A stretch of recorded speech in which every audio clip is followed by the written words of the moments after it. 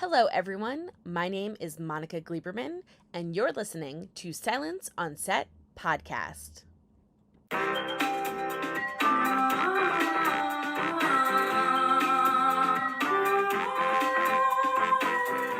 Yeah, the Russo brothers were a big part of it. Any chance to get to work with them, I'll jump at it. That was the biggest attractive element. Facial hair, wardrobe, all those things help bring a character to life, and that certainly was a big part of it. You got to do the fight training, and I mean that's stuff I'm used to. So I felt right at home. Always wanted to make an action movie. It was definitely on my list of things to do. It took me a while to get there, but there's a lot of good ones, so I was sort of waiting for the right one, and this was the one. Definitely the Russo brothers. Having never done this before and having this be as massive as it was, I felt like they could drive, and I was happy to go along for the ride. This is our fifth movie together. We've had a shorthand since 2012.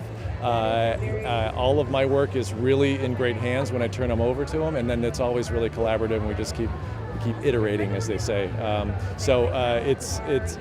I'm very fortunate that my career has sort of slid into working with Joe and Anthony. I have since inhaled all of Greaney's books, and I'm very excited for the possibility that the franchise might keep going. A kick-ass female heroine was very welcome, and that we tried really hard to sort of give her a number of dimensions, and hopefully in the future even more. And the idea that this might appeal to a younger generation is exciting to me, and I would like to continue forward with that. I mean, we love espionage films. We love spectacle filmmaking. This is a giant event movie with relentless action in it. It's big, it's fun.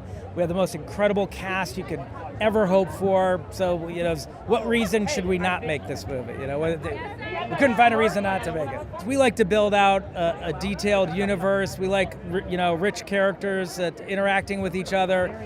We have to see where it goes. You never know. The audience could tell us something different, and then we'll go on and tell a different story. But there's always the intention is to tell a bigger story and then see where it goes from there. That's our taste. Joe and I, when we go to the theater, with the experience we're craving is a movie that gives you everything. It makes you laugh, it makes you cry, it scares you, thrills you, makes you think. We like the whole range of human emotions and thoughts, so we try to recreate that same kind of experience. So for as hard-hitting as the action can be, we want to have moments. It was really Chris's idea. I mean, while we were working on Avengers Endgame with him, we asked him what he wanted to do next. And he said, listen, I'm in a great place in my career. I feel really comfortable about the future. I just want to take risks moving forward. And so, Anthony and I were working on the script for The Gray Man for a second time. And we thought, why don't we cast him as this sociopathic, completely insane villain and let him have a lot of fun. We knew it looked amazing, but no, it's going beyond what we could have been. He meticulously hid that mustache for months. He did, because he knew. Chris knew what was going to happen. I know. We were like, come on, don't worry about it. It's not a big deal. Yeah. Now he wouldn't let anybody take his photograph because he knew once it was out, it was out. Because Anna's a complete badass. I mean, she's just fantastic in this role. It was important for us to have a credible, strong female character opposite him, not a love interest, has her own agenda in the film. And it's fun. My favorite part of the movie is watching the two of them banter and bicker with each other as they try to negotiate, the gauntlet that they both have to run in this film. The truth is that we are the stronger gender, psychologically and certainly physically, and it's about time that it's reflected, in our films. So, and I think most young men, boys, and young women and girls know that, but the more you put it into the popular culture in terms of the art that we and entertainment we produce, the more it'll sort of domino over into people's everyday lives. It's CIA gone bad, so there's no foreign element. The enemy is within, and so it has to do with a lot with ethics and your responsibilities to the whole. but it just has to be kick-ass and everybody's got like explosives. The thing that I love about it, it's that old-fashioned, yeah, there's some blasts and things, but it's that old-fashioned just kicking butt. They presented it to me as it had to be, it's like this very strong woman, like just not strong just physically because of her background training, military training and experience, but also like mentally. Obviously, to be a special secret agent, you have to be mentally strong.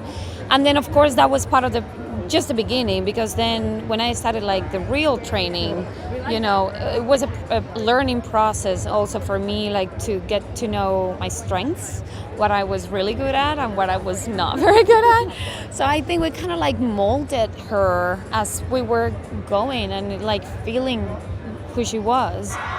This was another level of training and commitment and discipline, and it took a lot from me and my, all the energy and attention. I mean, no one has to be roped in. The Russos give you a call and they say, we have this awesome script, give it a read. It was fun from beginning to end. It had Ryan and Chris attached. It had this incredible cast all the way through. It was the most fun that I was going to have all year, and so I came running, screaming towards this script. And he's extremely morally flexible. He is a pragmatist who gets stuff done and doesn't let little things like a conscience get in his way. Oh, it's a privilege. Like, you will never in your life get to be in an ensemble this strong. And it's a once-in-a-lifetime opportunity. So it's knowing you can walk on set every day and absolutely everyone is working at the highest standards in the world. The stunt teams are the best in the world. The directors are the best in the world. The cast are the best in the world. And it's a thrill and a challenge to keep up with those standards. It's not like you haven't seen an action movie before. People who've seen Bourne or Bond, it's not like this genre doesn't exist. But what doesn't exist is the way Joe and Anthony go about doing it. It's just nothing like it. And like from the get-go, it's just their take on a genre that has been knocking around, but not like this. Their directorial spin on this kind of movie is just nothing like anything else. And so Joe and Anthony, they kind of make me work hard. I had to sort of do the same thing with the music, in that if you listen to the score, you can detect little bits of lineage from like bit of Bond, bit of John Barry or Mancini, but then it's got a whole load of contemporary influences, and it's all kind of mixed up a bit. I knew the pedigree of the Russo brothers, and when I read the script, I liked the part that they wanted me to play, and I go strictly by the script. And when I saw that the guy played a spy, but a guy who was a protector, I like that because I'm a parent. So when I think of my kids, I thought, yeah, I got to do this part. Well, I mean, I think audiences naturally like movies that move fast and have a lot of action. So I think they'll like it for that reason. But I think this movie also goes, deeper in the sense that the characters are well drawn.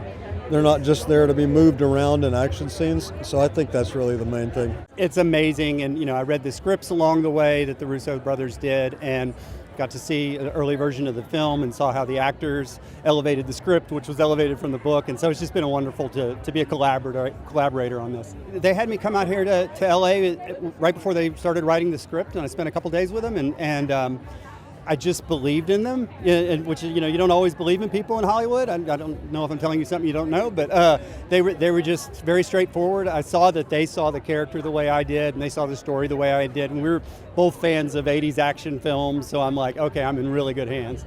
They did a fantastic job. The character played by Regé-Jean Page he's a version of a character from my book, but he's really elevated it, and there's a lot of like clever relationships between the different characters that I didn't even envision when I wrote this story. Of course, the Russo brothers want to make more of these films. When I wrote the book, I was just trying to get a book deal. I was trying to hold a book in my hand that I wrote, so I wasn't thinking down the road like that, but they did an amazing job. So to see this thing just get bigger and bigger and bigger, and to feel like I've collaborated on this big blockbuster, I'm a guy from Tennessee, and this is not a normal, experience for me, so it's really fascinating. Ryan Gosling's character and Julia Butters' character, Claire, the relationship between the two of them is really the heart of the story, and it can get lost in the big stuff, but the writing and the acting was so good that it doesn't get lost, and that's a really poignant, important part of the story. We felt like family in real life.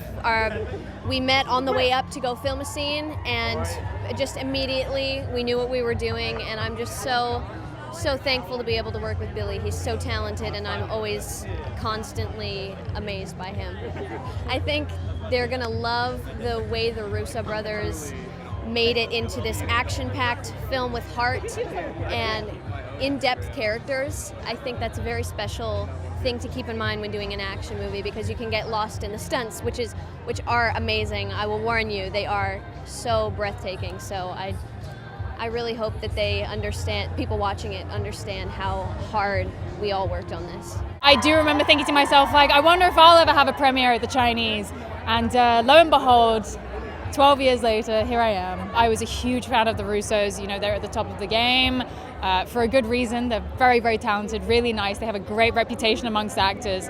And then I saw Chris and Ryan were attached, and I'm just such big fans of both of them. I had to say yes. It was a pleasure. It was a really relaxed set, one of the most relaxed ones I've ever been on. At the top of the day, we would all talk about the scene, and if we needed to talk a little longer, we would just sit down, and there was never any pressure from Netflix or any producers going like, wrap it up, we got to start filming. It was a pleasure to have the time and space and support from Netflix to really make it right. Thank you for listening to Silence on Set podcast. My name is Monica Gleberman. Don't forget to hit that subscribe button and stay tuned for more interviews to come.